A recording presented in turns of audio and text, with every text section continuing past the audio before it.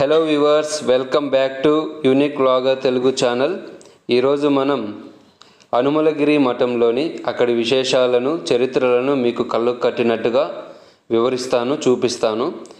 మీకు నా వీడియో నచ్చినట్లయితే ఖచ్చితంగా సబ్స్క్రైబ్ చేయండి, బెల్ ఐకాన్ని యాక్టివేట్ చేసుకోండి.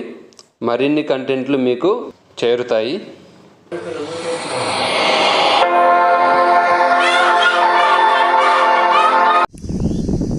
Hi friends, welcome to unique vlogger Telugu channel.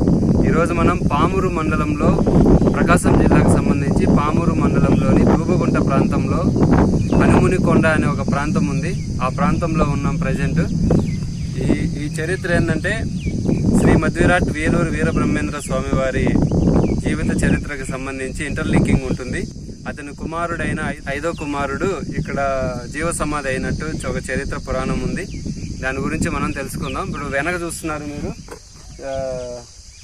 Sitaramaswamy గుడి, పుట్ట అన్నీ ఉన్నాయి. అటు చూపి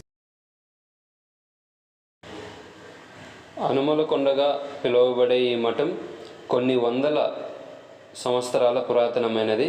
ఈ క్షేత్రంలో సజీవ సమాధి అయిన శ్రీ శివరామ బ్రహ్మేంద్ర స్వామివారు గత జన్మ పూర్వపురాలను పరిశీలిద్దాం.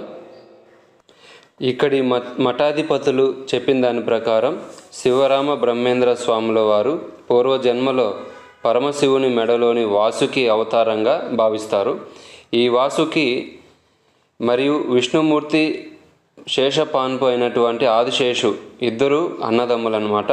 వీరిద్దరూ క్షీరసాగర మదనంలో దేవతలకు సహాయం చేశారు. వీరి సహాయానికి దేవతలు వీరికి కొన్ని వరాలు ఇచ్చారు. వీరిరువురు మాకు ముని రూపాలు ఇవ్వండి అని అడిగితే వారు దానికి తదాస్తు అని చెప్పి భూలోకంలో భైరవాద్రి అనే ప్రదేశాన్ని అందరి మునులకు ఆవాసయోగ్యంగా ఉండేటట్లు నిర్మించండి అని వరం ఇస్తారు. ఆ భైరవాద్రే ఇప్పటి భైరవకోన. వీరిరువురు భూలోకంలో పెద్దవాడైన ఆదిశేషు శేషమునేంద్రుని గాను వాసుకి ఒక శిల్పిగాను అవతారం ఎత్తుతారు. ఆ సమయంలో నారదుడు వీరి దగ్గరకు వచ్చి కలియుగం రాబోతుంది, అధర్మం రాజ్యమేలుతుందని చెప్పి చెప్తున్నప్పుడు ఆ వాసుకి ఇవన్నీ జరిగేది ఏమీ లేదు అని అపహాస్యం చేయడం వల్ల దీంతో కోపగించుకున్న శేషముని నారదముని వంటి పెద్దవారు చెప్పిన విషయాలకు అవహేళన చేసినందుకు ప్రతిఫలంగా 2 జన్మలు మానవునిగా జన్మించి తర్వాత నా దగ్గరకు చేరుకుంటావు అని శపిస్తాడు. ఈ శాపం పొందిన స్వామివారు శ్రీ మధ్విరాట్ పోతులూరి వీరబ్రహ్మేంద్ర స్వాముల వారి 5వ సంతానమైన దక్షిణామూర్తిగా జన్మించి పోరుమామిల వద్ద టేకూరుపల్లి ప్రాంతంలో సజీవ సమాధి అవుతాడు. ఇతను మ్యారేజ్ కూడా చేసుకోలేదంట. మరలా ఇంకో జన్మెత్తి శివరామ బ్రహ్మస్వామిగా ప్రాచుర్యం పొందుతాడు. కాలజ్ఞాన గ్రంథకర్త శ్రీ మధ్విరాట్ పోతులూరి వీరబ్రహ్మేంద్ర స్వామి పెద్ద కుమారుడి కొడుకు శ్రీ శివరామ బ్రహ్మ స్వామి ఇక్కడ జీవ సమాధి అయ్యారు. శ్రీ శివరామ బ్రహ్మం స్వామి వారు వివిధ జన్మలు ఎత్తుతూ ఈ హనుమునికొండ వద్ద ఆశ్రమం ఏర్పరచుకొని ఇక్కడే ఆయన ప్రజలకి కుల భేదాలు వద్దని, అందరూ ఐక్యంగా ఉండాలని, ప్రజల మధ్య సమైక్య భావాన్ని పెంపొందిస్తూ ఇక్కడే గురుబోధలు చేస్తూ ఆయన జీవ సమాధి చెందారు. ఇప్పుడు మీరు చూస్తున్నారు గుర్రపస్వామి ఆలయం అన్నమాట. ఇది ముని రాక ముందు నుంచి కూడా అక్కడ గుర్రపస్వామి ఉన్నారంట. ఈ ప్రదేశంలో అక్కడక్కడ గుంతలు ఏర్పడి ఉన్నాయి. ఆ గుంతల్లో వానల వల్ల ఆ గుంతలన్నీ నిండి నీళ్ళు అనేవి ఉంటాయి అక్కడ. ఆ కొండ పైన ఒక పెద్ద బండరాయి, ఆ బండరాయి పైన ఈ చిన్న చిన్న గుంతలు ఉన్నాయి. ఆ గుంతలు కొన్ని చోట్ల వచ్చేసి కొలనులాగా ఉంది, చూడొచ్చు మీరు. చిన్నపాటి కోనేరు లాగా ఉంది అది. ప్రజెంట్ ఆ గుంతల్లో వాటర్ లేదు. మంచి వర్షాలు పడితే ఖచ్చితంగా అక్కడ వాటర్ ఉంటాయి. ఇక్కడ ఉంది చిన్న గుంత, ఆ గుంతలో వాటర్ ఉన్నాయి, కాకపోతే పాచిబట్టి ఉంది. మీరు చూస్తున్నారు వ్యూ పై నుంచి, ఆ బండరాయి మీద నుంచి. అది హనుమలగిరి. ఈ హనుమలగిరి ప్రాంతంలోనే ప్రకృతి చాలా అందంగా ఉంది.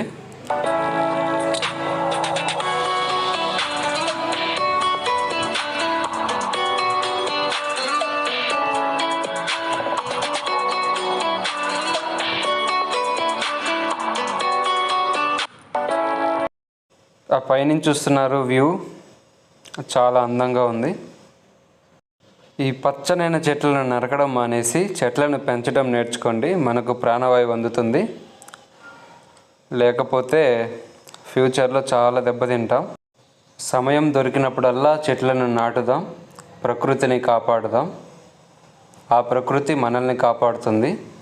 సామాజిక స్పృహ కలిగిన వాడే నిజమైన భారతీయుడు, నిజమైన మనిషి. స్వార్థ రాజకీయ నాయకులు వాళ్ళ స్వార్థం కోసం కులాలుగానో మతాలుగానో విడదీసి క్యాస్ట్ డిస్క్రిమినేషన్కి గురయ్యేలా చేస్తున్నారు.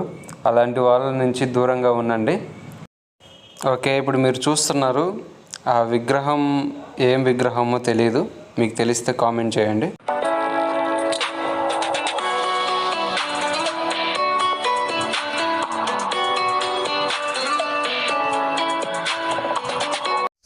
ఇది బలిజికాయలు ఇవి.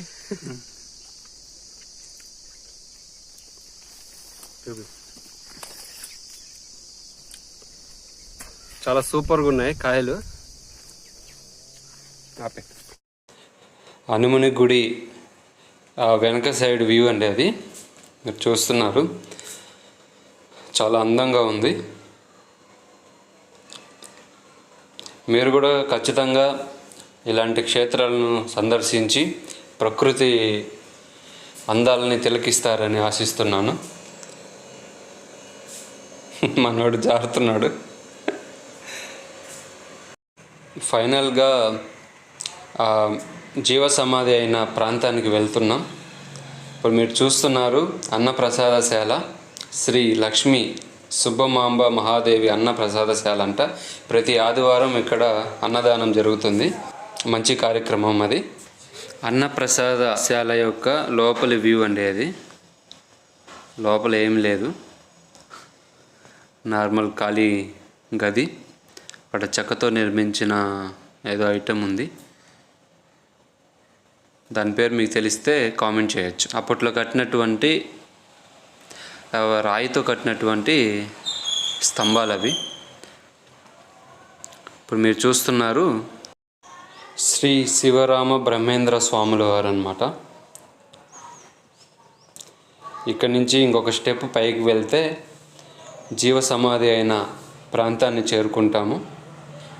మీరు చూస్తున్నారు స్క్రీన్ మీద శ్రీ శ్రీ శ్రీ మధ్విరాట్ జగద్గురు వీర శివరామ బ్రహ్మేంద్ర స్వాముల వారి జీవ సమాధి చెందినటువంటి ప్రాంతం.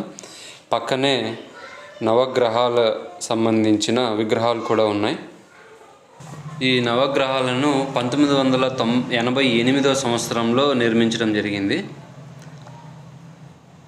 దీని పక్కనే హోమగుండం ఉంది, మీరు చూడొచ్చు. ఏవైనా శాంతులు చేయించుకోవాలంటే ఇక్కడికి వచ్చి చేయించుకుంటారనమాట.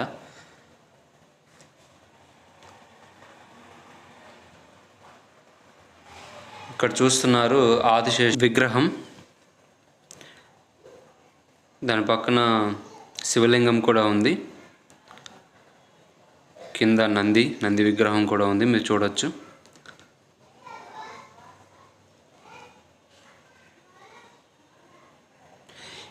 ఈ కింద వర్షం నీళ్ళ వల్ల కింద నుంచి వాటర్ ఆ గుంతలో నుంచి కిందకి వెళ్తుంటాయి. ఇక్కడ చూస్తున్నారు త్రిశూలం అండి అది. త్రిశూలం పక్కనే హోమగుండం కూడా ఉంది. శ్రీకాళహస్తి రాజువారి అనుమతితో ఆశ్రమం నిర్మించుకొని సంసార జీవనం సాగిస్తూ భైరవకోనకు పోయే స్వరంగ మార్గం అండి అది. ఆ స్వరంగ మార్గంలోనే జీవ సమాధి అయ్యాడు. ఆ స్వరంగ మార్గం గిరి కొండ లోపల నుంచి భైరవకోన వరకు ఉంటుంది ఆ స్వరంగ మార్గం.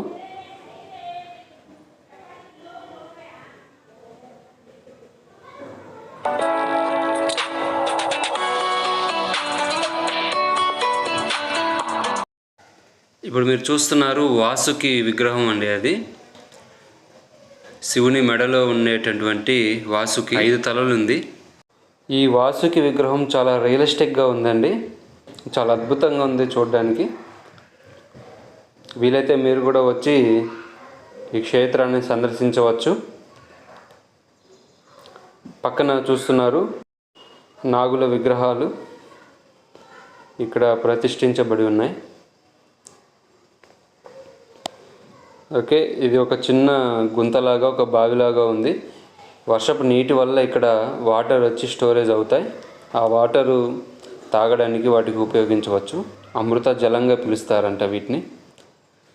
ఇప్పుడు మీరు చూస్తున్నారు శ్రీ శివరామ బ్రహ్మ స్వాముల వారు జీవ సమాధి అయినప్పటి నుంచి ఆయన వారసులు ఈ మఠాన్ని నిర్వహిస్తూ ప్రతి ఆదివారం అన్నదాన కార్యక్రమాలు నిర్వహిస్తూ శివరాత్రి పండుగ నాడు ఎడ్ల పందాలు ఉత్సవాలు నేటికి నిర్వహిస్తూ ఉన్నారు. శివరాత్రి సమయంలో సుదూర ప్రాంతాల నుంచి భక్తులు ఇక్కడికి వచ్చి దర్శించుకుంటూ ఉంటారు. వీళ్ళంతా ఆ ముని యొక్క వారసులు, వాళ్ళ సమాధులు అన్నమాట అవన్నీ.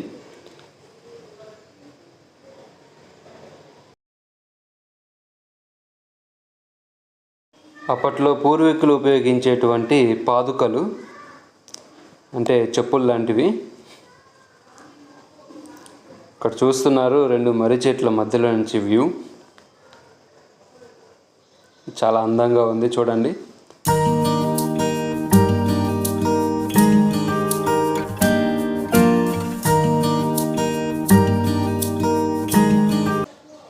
కొన్ని వందల సంవత్సరాల నుంచి కూడా ఈ ఆంజనేయ స్వామి వారి విగ్రహం ఇక్కడ ఉందని భక్తుల విశ్వాసం. ఇదేనండి హనుమలగిరి యొక్క ప్రత్యేకత, హిస్టరీ.